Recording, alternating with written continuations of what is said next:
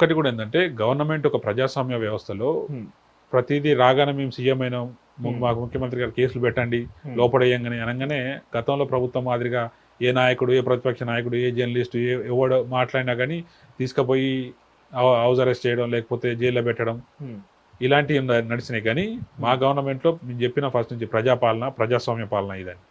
మా 6 గ్యారెంటీలతో పాటు 7వ గ్యారెంటీ కూడా ప్రజాస్వామ్యాన్ని అమలు చేయడం. సో మేము అంత ఈజీగా మాకు ఏదో పొలిటికల్ రివెంజెస్ ఉన్నాయి అని చెప్పి లోపడేసి కాదు, ప్రతిదీ కూడా దాని ఏమంటారు సిస్టమేటిక్ పోవాలి, దాంట్లో ఆధారాలు తీసుకురావాలి, పెట్టాలి, చేయాలి తప్ప ఊరికే అడగోలుగా పెట్టి లోపడేసి అది చేసే ప్రభుత్వం మాది కాదు. అంటే కక్షపూరిత రాజకీయాలు లేదు. అంటే నిజానికి మీరు కక్షపూరిత రాజకీయాలు చేయకపోతే కాళేశ్వరం ప్రాజెక్టు గురించి ఇన్ని రోజుల నుంచి ప్రస్తావిస్తున్నారు, ఒక ఆధారం కూడా దొరకలేదా అన్న మరి మీకు?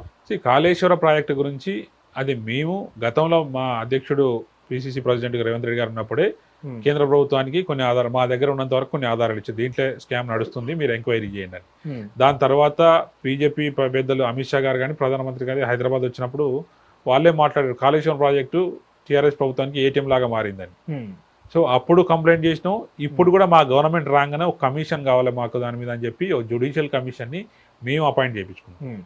అంటే కమిషన్ ఇంకా ఎంక్వైరీ నడుస్తుంది, దాని తర్వాత డెఫినెట్గా చర్యలు ఉంటాయి.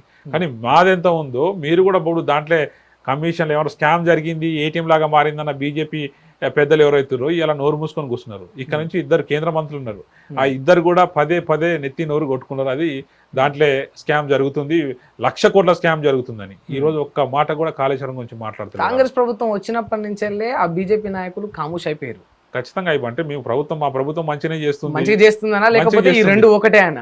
ప్రభుత్వం మంచిగా చేసినప్పుడు మాట్లాడడానికి ఏమైనా ఉండాలి కదా. ఇప్పుడు చాలా మంది ఏమంటారు అంటే ఇప్పుడు బీజేపీ కాంగ్రెస్ తెలంగాణ రాష్ట్రంలో 2 ఒకటే, అందుకే భారతీయ జనతా పార్టీ ఏ రకంగా కూడా కాంగ్రెస్ పార్టీని క్వశ్చన్ చేయట్లేదు. ఏమంటే బీజేపీ కాంగ్రెస్ పార్టీ అనేది ఇక్కడ కాదు, దేశంలో ఎప్పుడు కూడా కలిసి పనిచేయవు, ఏ దగ్గర కూడా కలిసి పనిచేయవు. వాళ్ళ సిద్ధాంతాలు వేరు, మా సిద్ధాంతాలు వేరు. ఇప్పుడు వాళ్ళు మతాలను రెచ్చగొట్టి రాజకీయాలు చేస్తారు, మేము సెక్యులరిజం తోటి మేము రాజకీయాలు చేస్తాం. మాకు అందరూ సమానమే అంటాం, వాళ్ళకేం ఒక మతం ఒకటే, హిందువులు మాత్రమే కావాలి, మిగతా వాళ్ళు అవసరం లేదు, హిందువుల రక్షణ కోసమే మేము ఉన్నామని మాట్లాడతాం. అంటే రాజకీయంగా ఎవరు మెజార్టీ ఓట్లు ఉన్నాయో వాళ్ళ కోసమే బీజేపీ పార్టీ పనిచేస్తుంది. హిందువుల కోసమే ఎస్ డెఫినెట్ గా వాళ్ళు ఏ ఎలక్షన్ లో చూసినా మీరు దేవుడి పేరు లేకుండా ఎక్కడైనా ఓట్లు అడిగిన సందర్భం ఉన్నదా? కాంగ్రెస్ పార్టీ ఎప్పుడు కూడా దేవుడి పేరు చెప్పు కానీ ఇంకోటి కానీ ఓట్లు అడగదు.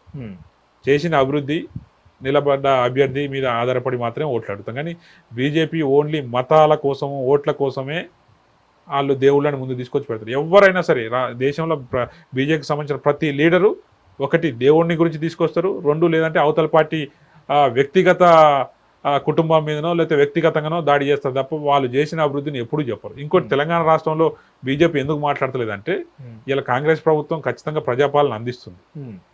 సో మేమంతా చెప్పినంత వరకు మాక్సిమం చేసుకుంటూ పోతున్నాం. 100% అయిపోయిందా అంటే సంవత్సర కాలంలో 100% ఏదే అయిపోయింది. ఎందుకంటే మన ఏమైనా రిచ్ స్టేట్ కాదు, ఆల్రెడీ 7 లక్షల కోట్ల అప్పు పోయింది. సో రిచ్ స్టేట్ కాదంటారా? ఖచ్చితంగా గతంలో ఉండే, ఇప్పుడు 7 లక్షల కోట్ల రూపాయలు అప్పు అయింది. రిచ్ స్టేట్ మీరు కేవలం అంటే ఇప్పుడు బీఆర్ఎస్ ను బ్లేమ్ చేయడం కోసం తెలంగాణ యొక్క ఖ్యాతిని డౌన్ చేస్తున్నట్టు మీకు అనిపించట్లేదా? ఎక్కడ డౌన్ చేస్తున్నారు? రిచ్ స్టేట్ కాదంటే తెలంగాణ రిచ్ స్టేటే కదా అన్న, టాప్ స్టేట్స్ తోటి నేను చెప్పింది సోర్స్ ప్రకారంగా, అన్ని రాష్ట్రాలకు ఉన్నాయి కదా సోర్స్ ప్రకారం రిచ్ స్టేట్. నేను చెప్పింది మన అప్పుల దాని గురించి అన్ని రాష్ట్రాలకు ఉంటాయి కదా. అన్ని రాష్ట్రాలకు ఉంటాయి, కానీ 7 లక్షల కోట్లు అనేది మనకి ఎక్కువ కదా. ఇప్పుడు 7 లక్షల కోట్లు ఎవరు కట్టాలి? ప్రజలే కట్టాలి కదా.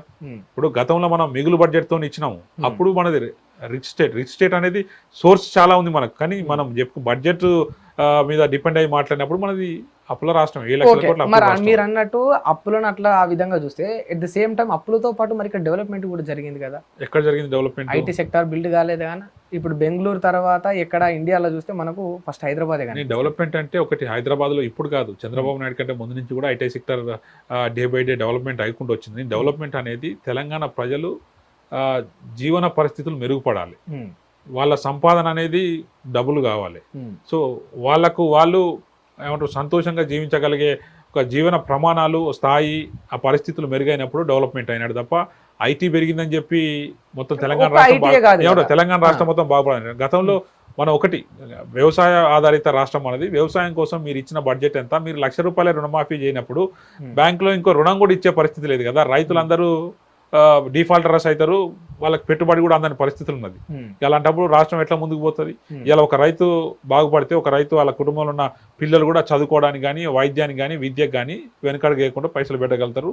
వాళ్ళు ముందుకు పోతారు, చదువుకుంటారు, ఉద్యోగాలు తెగించుకుంటారు. ఇప్పుడు రైతులకు పైసలు ఇవ్వలేదు, మీరు విద్యార్థులకు విద్యకు సరైన స్కాలర్షిప్లు ఇవ్వలేదు. సో వచ్చిన ఒకవేళ ఎవరైనా చదువుకొని బయటకు వస్తే వాళ్ళకు ఉద్యోగాలు కూడా మీరు చెప్పినట్టు 2 లక్షల ఉద్యోగాలు అని చెప్పి ఆ ఉద్యోగాలు కూడా లేదు. ఇంకెక్కడ మీరు డెవలప్మెంట్ చేసినట్టు? రోడ్లు వేసి ఇన్ఫ్రాస్ట్రక్చర్ని డెవలప్ చేసి ఐటీ సెక్టర్ ఒకటి, ఓన్లీ హైటెక్ సిటీ, నానక్రమ్ కూడా, ఇవన్నీ డెవలప్ అయితే తెలంగాణ రాష్ట్రం అంతా డెవలప్ అయినట్టు కాదు. ఇంకోటి ఏంటంటే మీరు చేసిన ప్రాజెక్టులు కూడా, ఒకటి కాళేశ్వరం ప్రాజెక్ట్ ఒక్కటే మీరు తీసుకుని 1,00,000 కోట్ల రూపాయలు దాదాపు అటు ఇటుగా దాని మీదే ఖర్చు పెట్టారు. ఈ రోజు అది ఉన్నా లేకున్నా సేమ్ అంతే దిగుబడి ఉన్నది. సో మీరు ఎక్కడ డెవలప్మెంట్, ఎక్కడ ఏ ప్రజలు కొంచెం ఇంతకుముందు పరిస్థితుల కంటే ముందుకు పోతే మనం నీళ్ళ విషయంలో, నిధుల విషయంలో, ఉద్యోగాల విషయంలో ఉమ్మడి ఆంధ్రప్రదేశ్తో పోలిస్తే ఇప్పుడు తెలంగాణ రాష్ట్రం ఏం అభివృద్ధి చెందలేదా? డెఫినెట్గా. అందుకే కదా వాళ్ళని 10 సంవత్సరాలు, ఒక 5 సంవత్సరాలు అయిపోయిన తర్వాత మొన్ననే మేము పసికొన కదా రాష్ట్రం ఇప్పుడు ఏర్పడింది కదా అని సెకండ్ ఎలక్షన్ చెప్పారు. ఇంకో ఎలక్షన్ అయిపోయిన తర్వాత అసలు డెవలప్మెంట్ కాదు కదా, వీళ్ళు దోసుకుంది ఎక్కువైందని ప్రజలందరూ గ్రహించారు. ప్రతి దగ్గర ఇప్పుడు భూములు అమ్మిర్రు, ఇంకేమంటారు వైన్స్ టెండ్లతో పోతే అది పెంచేసిర్రు, లేకపోతే మినరల్స్ ఇసుక అమ్మిర్రు, మట్టి అమ్మిర్రు, ఏది కూడా మిగిల్చలేదు కదా. సాధారణ పౌరునికి, తెలంగాణ పౌరునికి ఏం వచ్చింది అనేదే లెక్క. అది ఎప్పుడు వాళ్ళకి రానప్పుడు 10 సంవత్సరాలు చూసిర్రు మీ దోపిడీ ఎక్కువైంది. సాధారణ పౌరుడికి ఏం వచ్చింది అనేది లెక్క. అదే అప్పుడే ఒక రాష్ట్రం కావచ్చు, ఒక ప్రాంతం కావచ్చు అభివృద్ధి చెందినట్టు అవుతుంది మీరు అన్న లెక్క ప్రకారం, ఇంటెలెక్చువల్ గా ఆలోచిస్తే.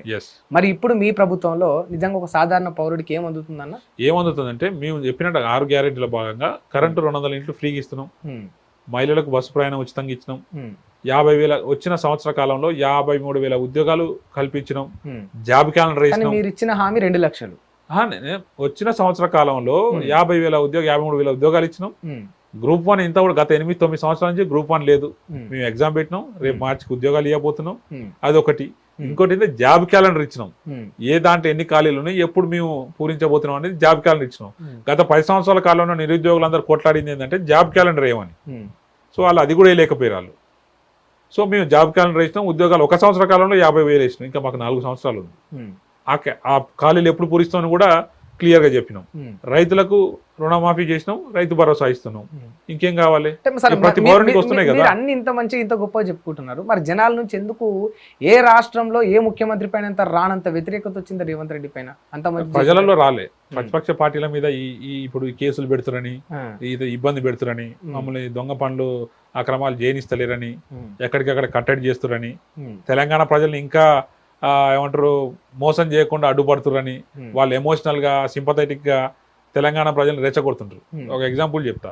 కేటీఆర్ మీద కేసు అయింది, మీరు 50 కోట్ల రూపాయలు అనధికారికంగా పంపించారని మీ మీద ఆరోపణలు వచ్చినా మీరు ఎంక్వైరీ పోతున్నారు. ఆయన ప్రెస్ మీట్ లో మాట్లాడతారు, గతంలో శ్రీకాంతాచారి చనిపోయినప్పుడు మేము ఎట్లయితే పోరాడినామో, ఉస్మానియా విద్యార్థులు ఎట్లయితే పోరాడిరో, ఇప్పుడు కూడా మన అందరం కలిసి తెలంగాణ ప్రజలు ఉస్మానియా విద్యార్థులు పోరాడాలని చెప్తాడు. నీకు ఉస్మానియా యూనివర్సిటీకి ఏం పని? నీ మీద కేసు అయింది, తెలంగాణ ప్రజలు ఎందుకు పోరాడాలి? ఇప్పుడు నీ మీద కేసు అయినప్పుడు నువ్వు ఎంక్వైరీకి పోవాలి, నీ దగ్గర ఏముందో చెప్పాలి, దొంగోళ్ళంగో బయటకు వచ్చినాక తెలుస్తుంది, ఎంక్వైరీ అయిపోయినాక తెలుస్తుంది. వీళ్ళందరినీ ఎందుకు రెచ్చగొట్టడం? ఇంకా కూడా తెలంగాణ ప్రజలు మోసం చేయడానికి చూస్తూ ఉంటారు అనమాట. అంటే వాళ్ళ ఇంటెన్షన్ ఏముందంటే డైవర్షన్ పాలిటిక్స్ చేస్తా ఉన్నాడు రేవంత్ రెడ్డి. అంటే ఇచ్చిన హామీలను పక్కదో పట్టించడానికి అరెస్టులు చేస్తూ కేసులు పెడతా ఉన్నాడు. అందుకే తెలంగాణ అంతా కూడా ఏకమై కొట్లాడాలి ప్రభుత్వానికి వ్యతిరేకంగా అని వాళ్ళు నినాదం. నిజంగా తెలంగాణ ప్రజలు అట్లా అనిపిస్తే కొట్లాడడం తప్పులేదు, వాళ్ళకి ఆ రైట్ ఉంది. గతంలో 10 సంవత్సరాలు మనం రోడ్ల మీదకి ఎక్కి ధర్నాలు చేసిన సందర్భాలు ఉన్నాయి. ఆ తెలంగాణ రాష్ట్రంలో ధర్నా చౌకం కూడా ఎత్తేసే పరిస్థితి ఉన్నది, ఎత్తేసిరు కూడా. దానికోసం కూడా పోరాటాలు చేసిన పరిస్థితి ఉన్నది. కానీ కాంగ్రెస్ ప్రభుత్వం రాగానే ధర్నా చౌక్ని పునరుద్ధరించడం, అక్కడ ఎవరికైనా ఇబ్బంది వచ్చినప్పుడు ధర్నాలు చేసుకోవచ్చు. ఇక్కడ తెలంగాణ రాష్ట్ర వ్యాప్తంగా ప్రజలకు నిజంగా ఇబ్బంది అవుతున్నప్పుడు, ప్రజలకు అసలు ఏమి సంక్షేమ పథకాలు అమలు కానప్పుడు ఎక్కడికక్కడ ధర్నాలు చేస్తారు, రోడ్ల మీదకి వస్తారు. ఇలా టీఆర్ఎస్ పార్టీ ధర్నాలు చేపడుతుంది, ఎవరు వస్తారు? ఎవరు వచ్చే పరిస్థితి లేదు కదా. గతంలో ప్రతి పౌరుడు రోడ్ ఎక్కి, ఇప్పుడు వ్యవసాయం సంబంధించిన రైతులు మార్కెట్లకు పోతే ఏం లేదనేది రోడ్లు ఎక్కిర్రు. ఇప్పుడు మిగతా విద్యార్థులు ఉద్యోగాలు రాలేవని రోడ్డు ఎక్కిర్రు. ఉద్యోగులు కూడా మాకు సరిగ్గా జీతాలు కూడా 1వ తారీఖు వచ్చే పరిస్థితి లేదని చెప్పి వాళ్ళు కూడా మొత్తుకున్న పరిస్థితులను చాలా సార్లు చర్చలు కూడా చేశారు గవర్నమెంట్ తోటి. మరి ఇంకా ఇప్పుడు ఎవడు రావట్లే కదా. ఎవరైనా వస్తే ఖచ్చితంగా మేము దానికి యాక్సెప్ట్ చేస్తాం, వాళ్ళకి ఏం కావాలో మేము సరిదిద్దుకుంటాం తప్పనిసరిగా అంటే ఇప్పుడు సరిదిద్దుకుంటాం. రేవంత్ రెడ్డి మీద కాంగ్రెస్ ప్రభుత్వం మీద వచ్చిన వ్యతిరేకత అంతా కేవలం ప్రతిపక్షాలే చేస్తాం. డెఫినెట్ గా మరి ప్రజలు కూడా చాలా మంది తిడుతా ఉన్నారు అన్న, అంటే వాళ్ళు ఇల్లు కూల్చినందుకు కావచ్చు, సరిగ్గా పెన్షన్ లేనందుకు ముసలోళ్ళు కావచ్చు, దీన్ని ఏమంటారు మరి? ఇది కూడా ప్రతిపక్షాలే చేస్తున్నాయి అంటారా? నేను ఇల్లు కూల్చిన అంటే హైడ్రా అనేది ఇప్పుడు హైదరాబాద్ లో ఉన్న చెరువులు రక్షించాలంటే ఖచ్చితంగా అనధికారిక ఇండ్లని అయితే తొలగించాల్సింది. డెఫినెట్ గా దాంట్లో డౌటే లేదు. ఇలా చాలా మంది Vidyasagar Rao BJP senior leader మాజీ గవర్నర్ అలాంటి వాళ్ళే దాన్ని మెచ్చుకున్న పరిస్థితి ఉన్నది. మేమేమి మీరు అఫీషియల్గా కట్టుకుంటే కష్టపడి కట్టుకున్న ఇల్లు మేము కూలుస్తలేదు. హైడ్రా అనేది చెరువులను ఆక్రమించి చెరువు పక్కల దరిదాపులు ఎవరైతే ఆక్రమించి కట్టుకున్నారో వాళ్ళ ఇల్లు మాత్రమే కూలుస్తున్నాం. దాంట్లో తప్పి మేబీ ఎవరికైనా ఒక 10 సంవత్సరాలు ఇంట్లో ఉన్న తర్వాత కట్టుకున్న తర్వాత కూలగొడితే బాధ అవుతుంది. కానీ అది రాబోయే ఫ్యూచర్ భవిష్యత్తుకి ఈ హైదరాబాద్కి ప్రమాదం. అది ఇలా 100 మంది 200 మంది బాధపడవచ్చు, ఏడవచ్చు. కానీ మేము ఇంకోటి కూడా మేము వాళ్ళందరికీ డబుల్ బెడ్రూమ్ ఇల్లు ఇవ్వడానికి ప్రయత్నం చేస్తా ఉన్నాం. డెఫినెట్ గా చాలా మంది కూడా మూవ్ అయిపోయారు డబుల్ బెడ్రూమ్. అందరి ఇల్లు కూల్చొచ్చు కానీ ఎందుకు ఓవైసీని వదిలేసిండ్రు? ఓవైసీకి ఏం వదిలేలే కదా ఆయన. ఓవైసీకి దాంట్లో విద్యార్థులు ఉన్నారు, చదువుకుంటున్నారు. కొంచెం కొన్ని రోజులకు ఎగ్జామ్షన్ ఇచ్చారు. ఇలా అట్లా అనుకుంటే మల్లారెడ్డి కూడా అక్రమం చేసి కట్టిండు. సేమ్ ఆయన కూడా కాలేజ్ పల్లరాజేశ్వరి కూడా కాలేజీలు ఉన్నాయి, అలాగే కూడా చెరువులనే ఉన్నాయి. సో అకాడమిక్ ఇయర్ నడిచేంత వరకు ఈ లోపు వాళ్ళు వేరేది ఏర్పాటు చేసుకోవడానికి ఒక ఆప్షన్ ఇచ్చిన తప్ప వాళ్ళని వదిలిపెట్టలే కదా. ఆఫ్టర్ అకాడమిక్ ఇయర్ మీరు డెఫినెట్ గా అకాడమిక్ ఇయర్ తర్వాత వాళ్ళు ఇంకోటి ఏర్పాటు నేను కాదు, మా ముఖ్యమంత్రి గారు చెప్పిర్రు, మా హైడ్రా ఎవరైతే ఆయన ఉన్నారో రంగనాథ్ గారు ఆయన చెప్పిర్రు. దానికి సంబంధించిన అఫీషియల్సే వాళ్ళు చెప్పిర్రు. మేము టైం ఇచ్చినాం, మల్లారెడ్డి అయినా రాజేశ్వర రెడ్డి అయినా ఓవైసీ అయినా ఇంకెవరైనా. దాని తర్వాత ఖచ్చితంగా దాని మీద చర్యలు ఉంటాయి. ఇవన్నీ విషయాలు బాగానే ఉన్నాయి. ఇప్పుడు మనం మీ విషయానికి వద్దాం. నిజమే చెప్తారనుకొని నేను ఇప్పుడు కొన్ని ప్రశ్నలు రైజ్ చేస్తా అన్న. 100% చెప్తారు కదా? డెఫినెట్ గా, ముక్కు సూటిగా, దాపరికాలు ఏం లేదు. మీరు ఒక యాదవ బిడ్డ. అవును. మీరుంటున్న ఈ కాంగ్రెస్ పార్టీలో రెడ్డిల రాజ్యం లేదా అన్న? డెఫినెట్ గా ఉంది, రెడ్డిల రాజ్యం ఉంది. యాక్సెప్ట్ చేస్తున్నారు? ఖచ్చితంగా యాక్సెప్ట్. థాంక్స్ అన్న ఫస్ట్ ఆఫ్ ఆల్ దాన్ని ఒప్పుకున్నందుకు. చెప్తాను కదా, రెడ్డిల రాజ్యం అనేది డెఫినెట్ గా ఉన్నది. వాళ్ళు రాజకీయంగా ముందున్నారు. వాళ్ళ తెలివి అంటారా, వాళ్ళ ఫైనాన్షియల్ బ్యాక్గ్రౌండ్ అంటారా, లేకపోతే ఇంకేదైనా కానీ వాళ్ళు ముందున్నారు. వాళ్ళతో పాటు మేము కూడా ముందుకు పోయే ప్రయత్నం చేస్తున్నాం. ప్రతిసారి రెడ్డిల రాజ్యం అనడంలో చాలా తప్పది. వాళ్ళకి అవకాశం ఉంది, వాళ్ళు చేసుకోరు. ఇప్పుడు బీసీలు కూడా వాస్తవాలు మాట్లాడాలనుకుంటే చాలా మందికి ఫైనాన్షియల్గా ఉన్నా రాజకీయంగా ముందుకు రాలేకపోతున్నారు. అంటే మనకు చైతన్యం లేదు, రాజకీయ చైతన్యం అనేది లేదు.